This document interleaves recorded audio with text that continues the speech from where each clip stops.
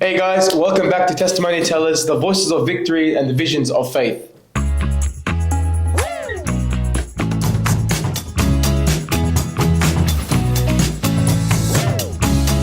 Alright guys, today is a special episode, episode 6. I've got a good friend of mine, John.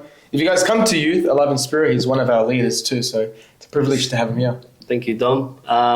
Yes, my name is John, 23, Catholic man. Chaldean Catholic. Chaldean Catholic, which was Chaldean. You're one of us. Yes. Big family, 3 brothers, 3 sisters, raised Catholic, Chaldean. Look, it's pretty simple to be honest. There's not much to me. Pretty simple guy. You know, every time, because that's a question. Out of any hard question I give, that's the hardest question. Man, I can give him any question. I can give him a math question, they'll answer it. But when I always say, tell me about you, and they always buckle. I don't know why. Yeah. But you got it good. You did it good, and you killed it.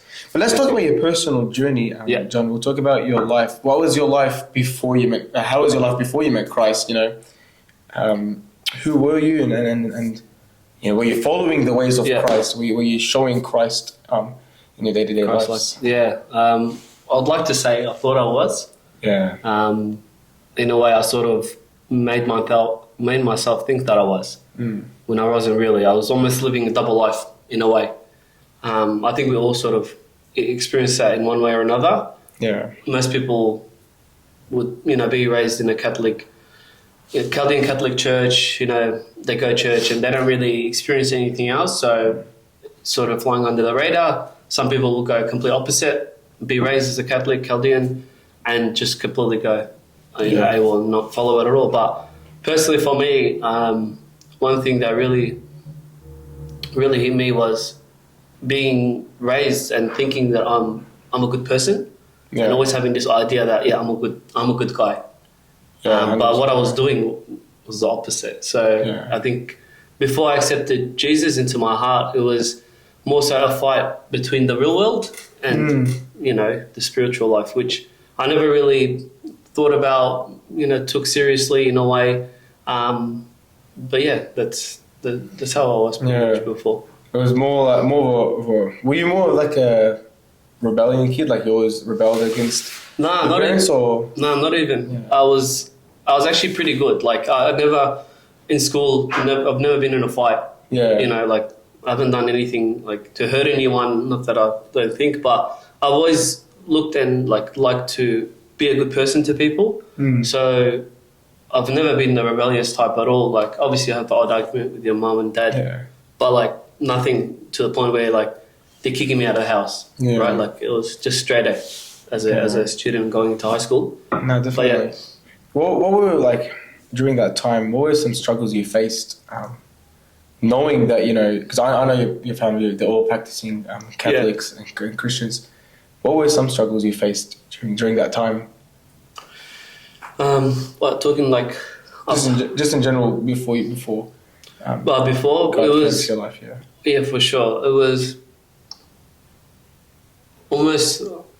Abuna spoke about it last time in one of the masses. He said, "You're not here to just tick a box. Yeah. You're not here. Like, you tick a box, you come church, and then just as soon as you walk out the doors, it's different. Like for me, some of the struggles was friends. Friends is obviously a big part. St. Paul says, bad company corrupts good morals. Good morals, or is it bad company corrupts good character? Bad company corrupts. I know the verse talking about, that one. So that was, for me, that like really resonated when I essentially started reading the Bible. I realized like it wasn't more so family. Like my family was like, my mom goes to church every Sunday. If anything, I was actually waking up to tell her let's go to church. And it's just funny because it's like I'll be so energetic for church, if that, and then like do a bunch of other things throughout the week. For me, it was weird. Like Sunday would come around, and I'll be like, I'll feel like I'm a good person, and then Monday to Saturday, just done whatever. Yeah, exactly. Yeah. But you remind me of one thing that Buddha said. It was like, I don't know, it was last month or the month before. It was the passage where I think Jesus was speaking about how some of his followers are following him, are praising him by their lips, but not their hearts. Hearts are far from them. Yeah, the hearts are far from them. Yeah, exactly. And then that's what it reminds me of. It Yeah, it was more so. I wouldn't even say I was like praising literally with lips at church. If at the time, and I'd go every Sunday. But yeah, you're right. My heart was far from him. I thought I was closer than I was, and I was way off. Yeah, like so off. But yeah, it's. Well, we all have that moment. We do. I feel like it's also different. Like I never sat there praising God like to anyone because I was sort of ashamed and embarrassed in a way. Like I know what I was doing was wrong, but I still did it. So because of that, I didn't. Anytime a topic of like Christianity will come up, I'll just avoid it. Yeah. And also just in general, like if I was going to church or whatever it might be, then I wouldn't say anything. I'll just go and do my own thing. Yeah, we have that tendency where we just stick on our comfort zone. We just want to do what I want to do and follow God in my own time, not with people that how we're meant to be doing. But yeah, I like that. I like that answer. Now, going through that, how did Jesus save your life? How did Jesus change your whole lifestyle? Yeah, so long story, but I think we have some time. Got plenty of time. Couple hours. Okay. It was a mixture of things, a few signs, a few dreams. So it was almost like I would say 6. It's obviously till this point in time been my life. So growing up, Chaldean Catholic. Going high school, it's for me in high school it's a decision of 2 things. You either come to church and go to youth and everything, or you sort of stick to 1 day a week at church and then go out. For me, I had friends that liked going out, clubbing, that sort of thing. So that was pretty much what we were doing most of the time. At the time, I didn't think there was anything wrong with it. Yeah. Obviously, when you're doing something, you don't know it's wrong until after, right? So you don't actually know. So we would go out. For me, it was more so just I like being in big groups with my friends. So when we'd go out, it was fun. You had a good time. Looking back at it now, like I wouldn't change anything because it's made my faith what it is. I don't know if it would have been the same if I hadn't done what I did. That suffering, I don't think it would have been the same. That point of life where you've viewed the world, you've witnessed the world, and now there's nothing good in it. It's not missing out on anything. I always say to people, and I don't know if it's bad to say it, but the men and women who've experienced the world and who have been through the slums of the earth, and they come to Jesus and they change their whole life to Jesus. I don't know if it's bad to say it, but I think most of them have stronger faith than those who have been just born and raised into the faith, because they don't know what we had to go through. They don't know what the world has done to them. Yeah. I agree. I always think of that too. You know what I mean by that. Yeah, literally, I was talking about it to someone the other day. Yeah. I'm like, bro, I wish I didn't do what I did, but I did it, and I'm not glad I did it. Yeah, 100%. But would I be a leader at youth right now? No. Exactly. Yeah. Most likely, I would not be if I didn't. If I had just grown up in the church, being a good guy, like it's more like the desire and fire for Jesus, it wouldn't have been there. Maybe, but I don't think so. It's a weird one. Yeah, but I agree. I actually agree with you. And sometimes God allows us to fall to transform us. And the only reason why we fall is now because now we have an excuse to go back to God. First of all, and second of all is we've gained this grace by God saying that hey, you've fallen, but listen, I'm here to come pick you up. I'm here to pick up the lost sheep. And I like that. Because same here. I don't think if I was just raised full on Catholic and I never experienced the world, I don't think I'd be here. I don't even think I'd have my priesthood or something. Or maybe I will. No, but you could probably be married, to be honest. Probably be married. Yeah. I think so. I think that when I realized the love of God and how much I've heard God, how much we've heard God with our past, that's what brought this fire. It's like, you know what, God, I've taken so much away from you. Let me give you myself. Yeah. To show how much I love you. Could do. Exactly. Yeah. And it's not enough. Yeah. Were there some moments in your past where you realized I need to change? I'm actually being a hypocrite. Hypocrite. I'm being a man of the world. I'm on the fence. As Abuna says, you can't be on the fence. You can't be in the middle. Lukewarm. Lukewarm. Yeah. Very lukewarm. So do you have any moments like that? Yeah. There were. There was a few moments, to be honest. It's hard to pinpoint exactly what, but it was the period, maybe I think 2.5 years back.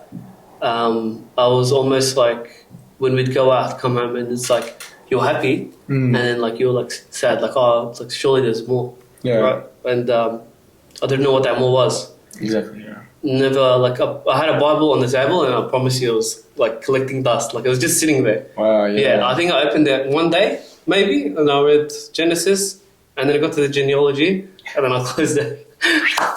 I didn't know. Like if someone had told me stuff from the New Testament, exactly, I would have done it, right? 100%. Yeah. So there were a few moments. There was definitely some moments where I think God was there, sitting with me, and walking with me, and making sure I was okay. To be honest. There was one time when I got back, and it was after, I can't remember, I was just out with my friends, and then I got home, and I'm just like, I sat there and I'm like, what am I actually doing? Like, what do you see yourself as? Like, are you a good guy? If so, then what are you doing to be a good guy? And I sat there and I said, okay, what am I doing?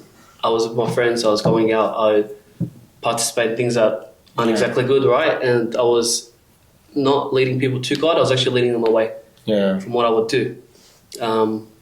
Maybe we'll talk about that later, but it didn't make me a good guy. I was just like, okay, I'm a hypocrite because I'm not a good guy. Like, what makes you a good guy? You get what I mean? Exactly, yeah. And there was a time, like a 1.5, 2 month stretch, there was someone that posted something on Instagram. It was about God, and so I don't know what it was. And people would always post about God, but I'd never even give it a thought. Just they posted something, and then I replied to it. And then they just, I don't know, maybe they knew I needed help. I don't know what it was. They sent me like 100 paragraphs. Wow. Just telling me what God means to love and everything. And I've never heard of that before. Like, I had no idea. Was that a total random person, or you knew the person? I knew the person. Okay. I knew the person, but like I didn't expect them to be that open about it. And for me, the fact that she was able to just speak about it, like it was... I think that's the seed that was planted. proud. Yeah, exactly. And I felt like God was speaking through her at that time. 100%. And she was just like, you know, she told me everything. I'm just like, wow, this is... What do I need to do? You know, I felt like before that I was just like, you know, where do I look to? I don't know where to go. So I think I did a prayer a few weeks before this all happened, just saying like, God, look, just help me. Like, not even sitting there, like, it's just, God, can you help me? That's it. And then from there, 100%. There was a few other signs. Like I didn't immediately change my ways, but it was that nagging feeling now. Do you know when you have that?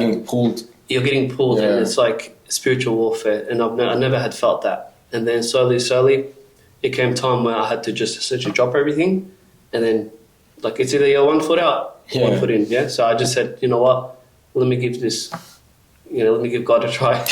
Give him a chance. Look at you, I know. Yeah. Glory to God. Wow. Yeah. That's so beautiful. I always love the conversion when people have that little that big wow. You know. Oh crap. You know, I need to change. You know. Yeah.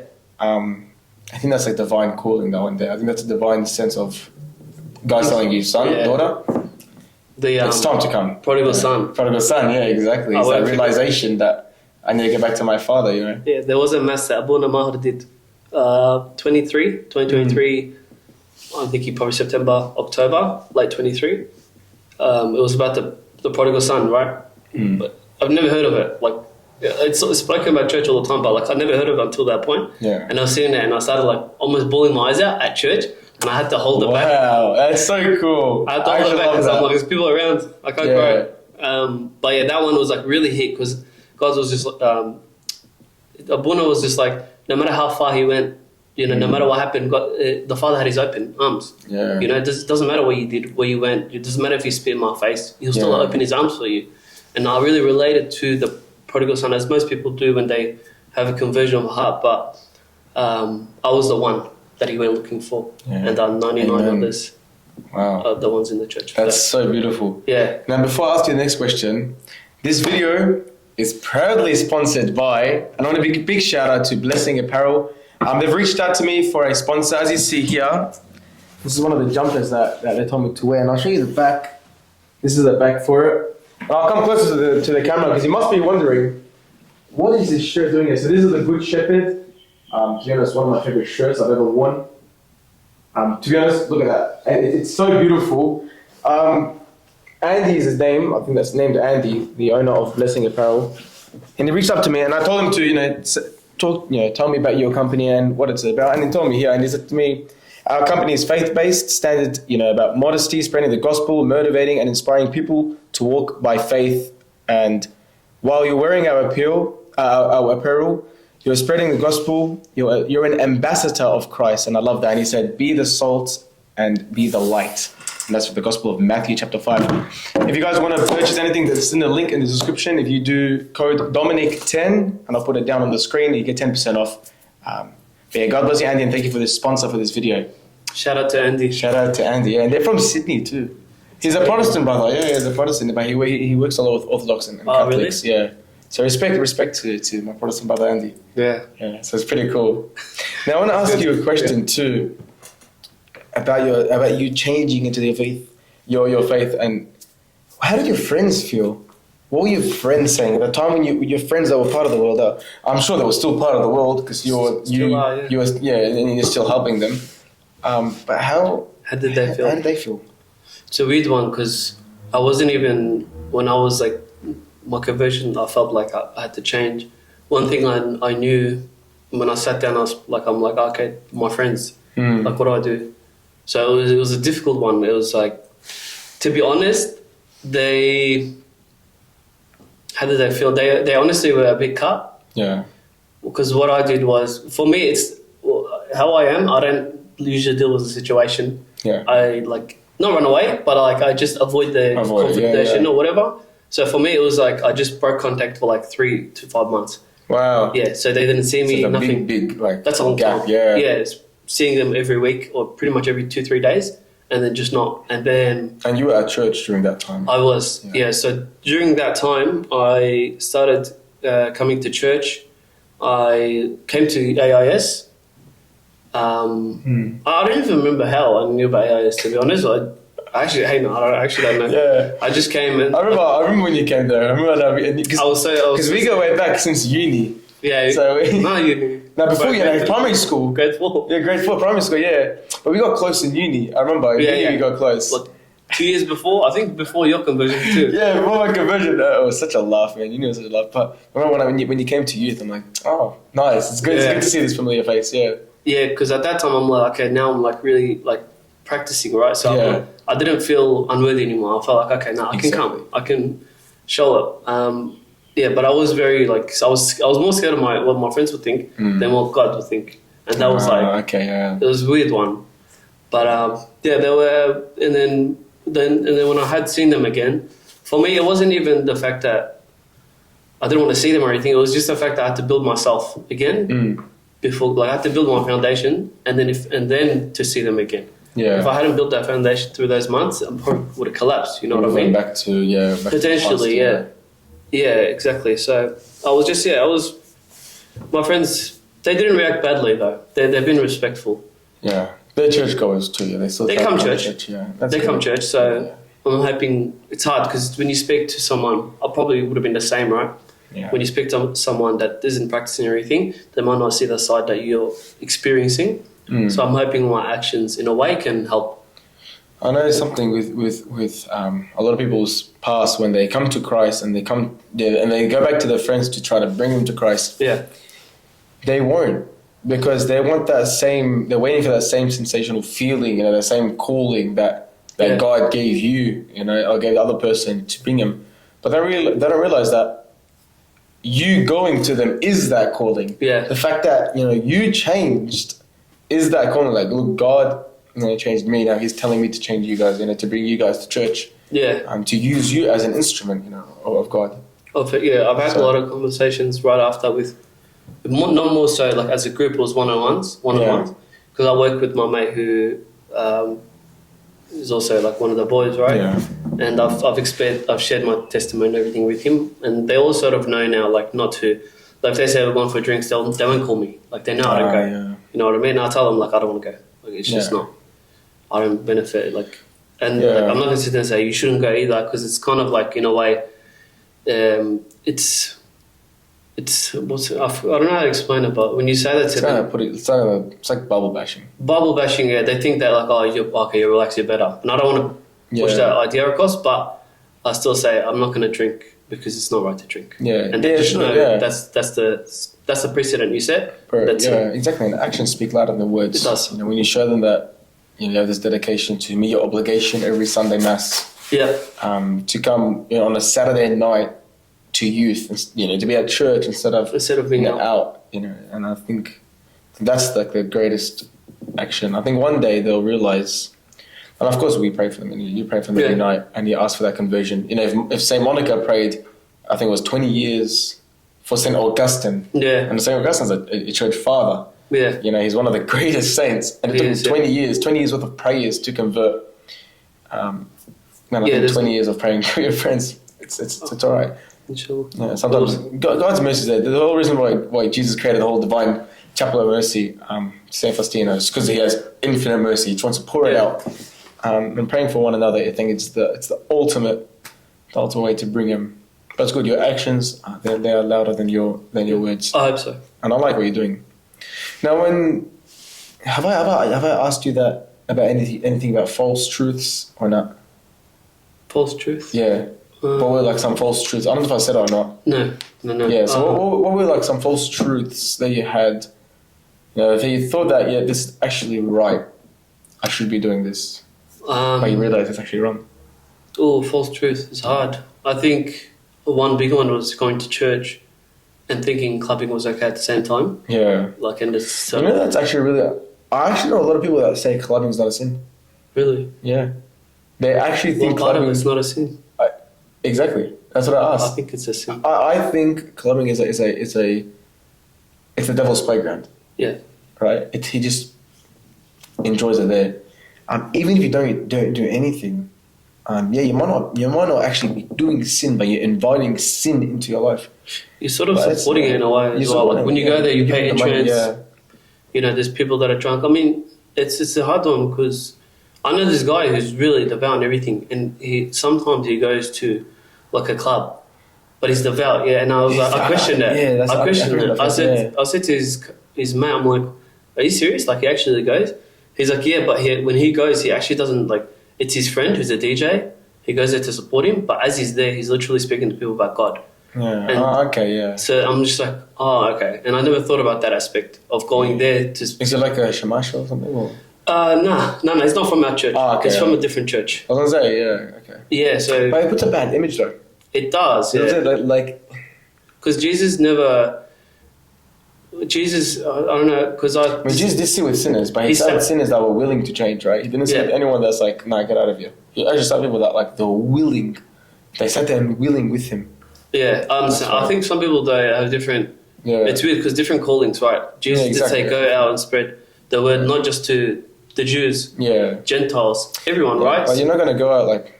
It's a different... Yeah, I know what you mean. But I see videos on YouTube. But it's good that, bro, you're speaking about Jesus in the club, at least you're preaching. Yeah, I know, yeah. I'd rather that than you doing nothing and just supporting your friend. Well, if he's just there supporting his friend, then it's like, okay. Yeah, but if you at least going there... I mean, personally, I would never enter a club ever again until the day I die. Because I just... Hey, I'm with you now. We went out, I've been out just once. Guys, you do this shit, bro. I'm too much headaches, even, man. I want to go at 5 a.m, bro. Do that. No, I get till 5 a.m. Yeah. But it's alright, it's better. But yeah, nah. False truths was probably thinking clubbing was okay. Yeah. And like the idea that I was a good guy. Yeah. And other than the fact that I do think I did a lot of good. Yeah, 100%. The bad was like it really outweighed it in a way. Yeah. But yeah. Now looking back to your encounter and even before your encounter with God, did you see any signs that were from God? Literally, I saw a sign. No way. Yeah. Like a sign? Yeah, I have it in my notes, a sign. You know what sign reminds me of the signs you've been getting recently? That Bible verse. Oh, Romans 5:8? 5:8. Yeah. That one. Every time I tell Anita about hey guys, it's coincidence. I'm like, wait, look, God's not a God of coincidence. It's been like 7 times in a row now. Oh yeah, I'll explain that. Yeah, I want you to explain that to the people, yeah. But one of the signs was literally a sign. It was around the time when I was first starting to, I actually like bought my Bible and everything, and I was reading I started New Testament. Literally the same person I mentioned, she told me, start New Testament, because it's a bit easier to understand sort of thing. And I'm happy I did, because I don't know if I would have got past much. Yeah. Old Testament, don't get me wrong, like it's a lot of rules and it's a genealogy and I feel like I don't blame you. Yeah. Just going past through Leviticus, you're actually a soldier. Yeah, you're actually a proper soldier if you go past Leviticus without stopping. And now I'm on Judges. That's still boring. Yeah, I know. I finished the Judges, Numbers, Deuteronomy. Yeah, the first five. First Kings, Second Kings. Okay, like first Samuel, Second Samuel. That's going good. Yeah. I think that's where it starts popping off. Yeah, I'm still not up there, So, but yeah. I did finish the New Testament for the first time ever. Really? So during that Good 6 job. months, thank you, but all praise to God. Oh, During that course. 6 months, I finished the New Testament for the first time. And I was Nice. like, wow, like there's actually a lot to this. Yeah. And like as I was reading the Bible or the New Testament starting off, there was a day where because I was going gym at the Yeah. time. I think it was a Monday or a Tuesday. I was going. I got home from work and I was tired, right? And I'm like, I'm gonna take a nap. And then for some reason, I'm just like I'm like, actually, no, I won't take a nap. I want to go gym. So as I get to the gym, I'm walking and then I see a massive sign in the car. It says follow Jesus. Is it? Massive sign. You've probably Bro, I've seen always it. seen that car, but I've never seen it before. I've never that. seen the driver. There's no driver. Hey man, I've actually The guy never just seen- arrives. I know that car. You know I know that? what you're talking about. When I used to train at that gym, I know exactly. It said, A what big is white sign. massive sign saying follow And Jesus. it's like a black Repent car. now. Yeah, repent now. Yeah. I won't forget it. Wow. And I've never seen that car before that, and I've never seen it again.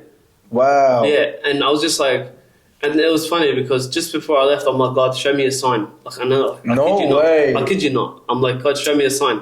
And then as I'm walking, I look to my left, and I got goosebumps because I was Wow. like, they said the sign follow Jesus, repent now, like now. Do you know what I mean? Yeah. And I was just like, okay, what does that mean? Now. And then yeah, Oh my days. Romans 5:8 was kind of crazy, but I don't know. Do you want to talk about Romans 5:8? I gotta get my notes, but it's on my notes You've got a whole because story. there's a on it. lot, bro. There's a lot. Yeah, Romans 5:8 is a big one. Mm.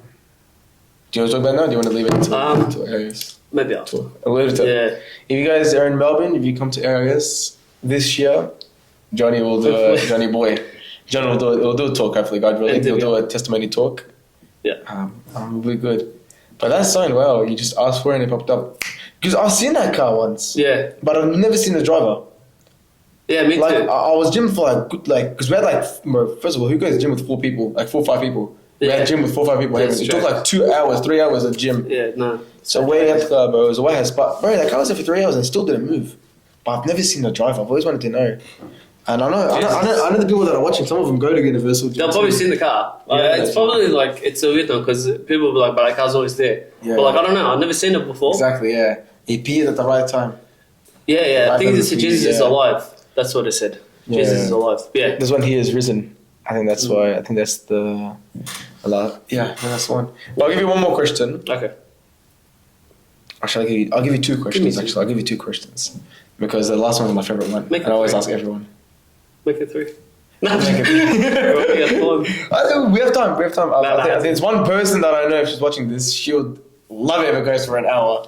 But a lot of people, I don't know. We'll see how it goes. No, give me 2. But one of the questions Yeah. is how has your life changed since you decided to follow Jesus, and what aspects of your character has changed? Yeah, a lot. I think, bro, like, before I was following Jesus, I was mostly in the world. Small things trigger me. Wasn't really happy. Like, Yeah. it's a weird one because, like, you think you're happy, but it's just false happy. Yeah. Like, you're happy for, like, a certain amount of time. And then, like, when you get home, you're just like, Yeah. no, what is this? Just empty. Empty, yeah, very, very. And it's like, it's not depression or anything. It's just empty, right? Yeah. And it's something you need to feel it. And I feel like I've become, not to talk about myself because I don't really like it, but I feel like I've become more accepting of things. Like if Yeah. something goes wrong, I'm just like, okay, it's fine. Like I don't react. Like I will never react. Like I could be on the road, like I will be driving, almost kill me. I'll be like, bro. Like, Like, bro, you should have killed me. I'm on a state of grace. I just confessed. nah, not even there. But nah, like my character has changed in a way where it's like I was more triggered back in the day, Yeah. but now I'm just like, if something happens, I'm just like, it's God's will. Like God will Yeah, provide. 100%, yeah. If it wasn't meant to be this girl, like the next one will come. If you gain more trust in God, yeah. Yeah, gain more trust in God and just small things like when people, you look at people that aren't, you know, like I feel for people that don't know who Jesus is and all that because they're just so, they think that drinking makes them happy, but at the end of the day, if you ask them, are you genuinely happy? They'll say, yeah, I am, but they're not. I don't think they are. You remind me of a story of this guy. I actually just saw it today. I was on TikTok of this guy. He would go to casino every day. He would lose, win. Lose, win. Casino? Yeah, he would yeah. lose, keep losing and win. Yeah. And he has his joy. And then he gets up in the casino, he dies in the casino. And then he wakes up, he's in a casino. Right, like he's in a casino and he keeps winning, and then he gets bored of winning. Yeah. And then he's like, and he walks out and he's like, God, is this what heaven's like? It's all winning. Yeah. And then God, and then an angel came and he said, are you sure you're in heaven? Oh yeah. Because it's like this fake pleasure of the world. You're winning on earth, but You're winning on earth, yeah, but you're not winning on heaven. So that's why it reminds me of it a lot. I don't know the full story though, but yeah, no, that's I just heard someone say it. We actually found it today morning. It sort of reminds me of the yeah, no, that's the Bible, the story of who is it? He goes down to hell. Lazarus. No. No. He's got all the riches and everything. There was a rich man and Lazarus. Yeah. Was it Lazarus? I'm being brain dead now. But they were in Abraham's bosom, and then he asks Moses. He asked Moses, or was it? No, he asks. I should have. It. But why am I brain dead? Maybe you didn't sleep enough. The point of the story is like riches on earth. Yeah. Bury yourself in it. Doesn't matter. I'm trying to. I'm gonna find that verse after. Find it. I need to find it. Amen. But yeah, I know what exactly you're talking about. That's good. And the last question I want to give you was, what would you say to someone who's struggling to leave their old past, who have had that same feeling, that guilt feeling, that shameness, feeling like they're ashamed, they shouldn't come to church, they shouldn't enter church because they're so bad. Yeah. They want to change, but they don't want to. They're afraid to leave their past. Tom, come speak to me. I'll help. Hey, what? Nah. What would I say to them? Yeah. What would be a message to them? I would say, I wish someone said this to me at the time, but I would say, what benefits are you having now? It's not really, when is enough, right? Yeah. So they'll say tomorrow, but it's never. You have to start somewhere. So for me, the message would be to be able, because I have to think about it. Just give God a try, to be honest, and don't stress yourself. Exactly. Have you got a Bible? No? Okay, all good. Let's go buy one. I always tell people don't use phone Bible. Yeah, me too. I'll never use your phone. Me too. They're like, yeah, I got a Bible. It's on my phone. I'm like, tell me you don't fall asleep while sitting and you get notifications, I promise you, you'll be on your phone. Yeah, I'm saying if I'm on my phone, then I know I'll get a notification. Even if it's on Do Not Disturb, I'll know Instagram is just a swipe away. Yeah. That's why if I physically have my Bible, turn off my phone, Yeah, well, you actually read. And if you think about it, back in the day, there was no phones, bro. Yeah. When people were reading something or doing something, they were full on. You're even reading in general. These days, people just on their phone, TikTok. Next to it, their attention span has gone from 5 minutes to 2 seconds. Yeah. So that's why people get bored. 100%. So my advice would be, buy a Bible. Try to be good. Yeah. See where it takes you. Don't overthink it. 100%. Yeah. I like that so much. Thank you so much, Aziza. Thank you, man. My G. Masha. Simaraba. Thank you so much. I appreciate your testimony. Hopefully, so many people come and take it to heart. As St. Paul once preached to a whole village, and only one person came out to convert, and that person became a bishop. Yeah. So one person changing through this video and actually see that, wait a minute, I need to change. And I think go for it, You've seen John's testimony, you've seen all the other testimonies, you guys. If this isn't a sign, I don't know what is, Definitely. If you came up across this video. But before I end this video, a big shout out to Blessing Apparel. One more time, thank you so much for the sponsor. If you guys want to support Dominic10 as on the code before you purchase, get a 10% discount. But yeah, that's all. All good. God bless you all. Bye-bye.